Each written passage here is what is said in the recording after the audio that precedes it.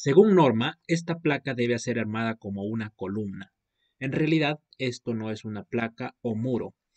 A esto se le denomina machón de muro, al igual que este elemento que yo tengo acá. ¿Y por qué recibe ese nombre? Porque hay elementos que son un poco esbeltos, que su comportamiento se asemeja al comportamiento de una columna. Pero no pueden llamarse columnas tampoco porque no cumplen con los límites dimensionales de una columna sismo resistente. Es por ello que reciben este tratamiento particular y se le denomina machón de muro. En un video anterior ya había hablado sobre este tema, sobre cómo diferenciar un muro de una columna. Habíamos visto cómo influye el diagrama de momento flector, entre otras consideraciones. En este video vamos a afinar un poco sobre qué hacer con esos elementos verticales que no son ni muros ni columnas. Tienen unas dimensiones que están entre ambos elementos. Para ello vamos a recurrir al ACI 318, donde nos dan las relaciones dimensionales para saber el tipo de tratamiento que debe recibir este segmento vertical de muro.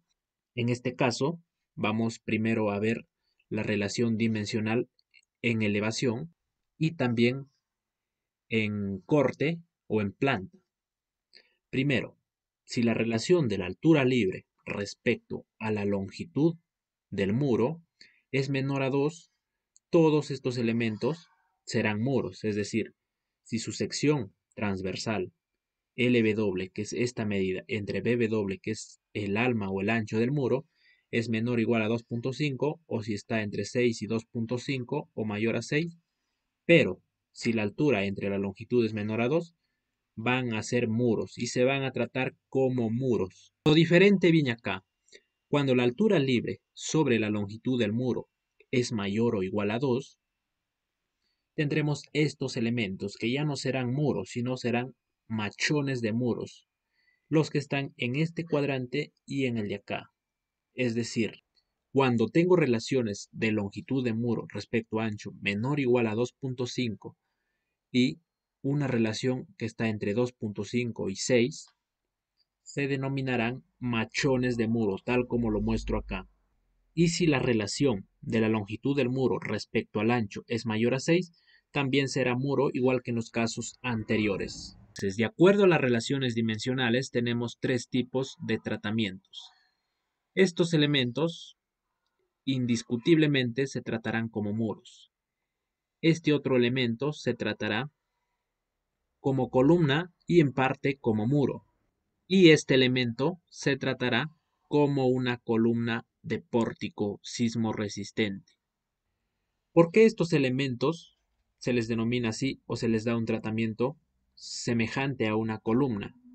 Y en el caso de este machón, igual que una columna. Esto se debe al comportamiento que estos tienen, ya que al ser un elemento esbelto, las solicitaciones de flexión son mayores. En cambio, en los muros, la solicitación que suele predominar es el corte, debido a que es un poco complicado que fallen por flexión, ya que tienen un gran momento de inercia. Bien, hablemos de la particularidad de cada elemento. En este caso tenemos un machón tipo 1 que se arma como una columna, un machón tipo 2 que se arma como una columna y en parte también como muro, y tenemos el muro.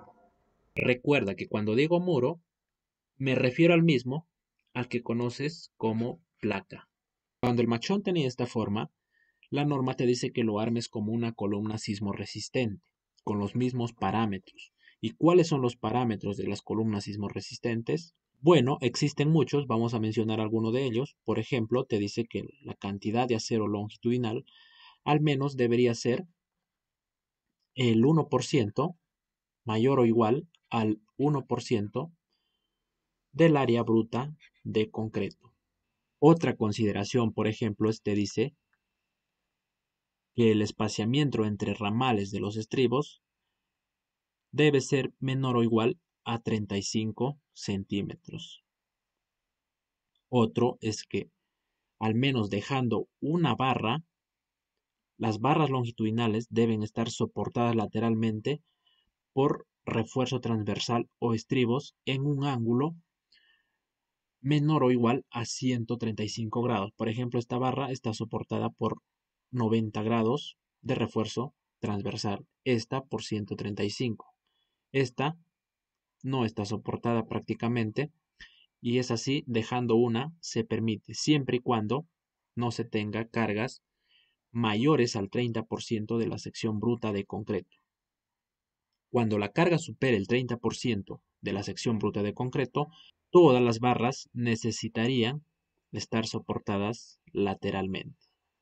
También necesitan estar soportadas lateralmente todas las barras cuando tenemos resistencias muy altas, es decir, mayores a 70 megapascales. Otra consideración de las columnas, en este caso, es que la separación máxima entre aceros no debe exceder 15 centímetros y la separación mínima no debe ser menor a 4 centímetros. Estas son algunas de las consideraciones y ahora pasemos al machón tipo 2, que está entre una columna y un muro. En este caso, debes armarlo también similar a una columna y como refuerzo transversal vas a utilizar estribos. No vas a tener refuerzo horizontal como en el muro, sino estribos de esta manera. Es decir, se parece un poco a la columna, pero la exigencia no es tanto como una columna. Este elemento también podría tener estas grapas suplementarias o soporte lateral en las barras, siempre y cuando lo necesite. Por ejemplo, cuando el muro está cargado axialmente. También podría tener mayor concentración de acero en sus bordes. Podríamos tener, por ejemplo, acá otro estribo de esta manera. Así, ¿no? Y acá, por ejemplo, podríamos tener aceros de mayor diámetro. Y en el otro lado, igual. Cuando este elemento solo tenga una capa de acero, podríamos emplear el siguiente gancho con sus respectivos aceros. En este caso, el acero horizontal debe tener doblez de 180 grados en sus extremos. Ahora, el muro, ¿cuál es su particularidad? Su particularidad del muro es que puede tener elementos de borde como puede carecer de estos. ¿Cuándo necesitamos elementos de borde en un muro? Necesitamos estos elementos de borde cuando el esfuerzo de compresión en este extremo o en el otro supera el 20% de la resistencia a compresión del concreto. También necesitamos elementos de borde cuando la profundidad en compresión supera cierta distancia que no vamos a profundizar en este video, pero está relacionada con la cantidad de acero, la carga axial y el desplazamiento según carga mayorada. Como diferencias en este caso, por ejemplo, el muro tiene refuerzo horizontal, refuerzo vertical y en este caso esto vendría a ser el refuerzo transversal. Estas grapas suplementarias no siempre van a ser requeridas. Son requeridas cuando el muro es de carga, es decir, recibe fuerzas de compresión importante que pueden hacer que estas barras se pandeen. Es por ello que necesitamos soportarlas lateralmente. Cuando la cantidad de acero en el muro supere el 1%, también va a ser obligatorio estas grapas suplementarias en las barras longitudinales. Recuerda, el armado de un muro es de esta manera, siempre el acero horizontal por dentro de los elementos de borde. Y de esta manera, con estas grapas, soportas tanto el acero longitudinal como el acero transversal u horizontal.